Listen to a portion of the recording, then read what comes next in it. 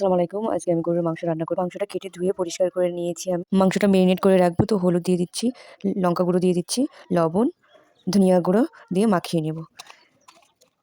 মাখানো হয়ে গেছে, রেস্টে রেখে দেবো। তো কড়াইয়ে আমি তেল দিয়ে দিচ্ছি, পেঁয়াজ কুচি দিয়ে দিলাম, টমেটো কুচি দিয়ে দেবো, লঙ্কা কুচি দিয়ে দিচ্ছি, দিয়ে নাড়িয়ে নিচ্ছি। গরম মশলা দিয়ে নাড়িয়ে নেব। রসুন দিয়ে দেবো, রসুন দিয়ে নাড়িয়ে নেব। বাটা জিরে দিয়ে দেবো, আদা দিয়ে দিলাম, দিয়ে নাড়িয়ে নেব। কিছুক্ষণ নাড়িয়ে নিয়ে আমি একটু পানি দিয়ে দেবো। বাটা মশলা যে পানিটা থাকে সেটাই দিয়ে দিচ্ছি, দিয়ে একটু নাড়িয়ে নিচ্ছি। মশলাটা কষে যাবে তখন আমি মাংসটা দিয়ে দেবো। তো মশলাটা কষে গেছে, তো মাংসটা দিয়ে দিচ্ছি, দিয়ে মাংসটাকে ভালো করে কষিয়ে নেব। আমার কষানো হয়ে গেছে, আমি পানি দিয়ে দেবো। তো পরিমাণ মতো পানি দিয়ে আমি সেদ্ধ হতে দেবো। ওই 3টে গোটা রসুন দিয়ে দেবো।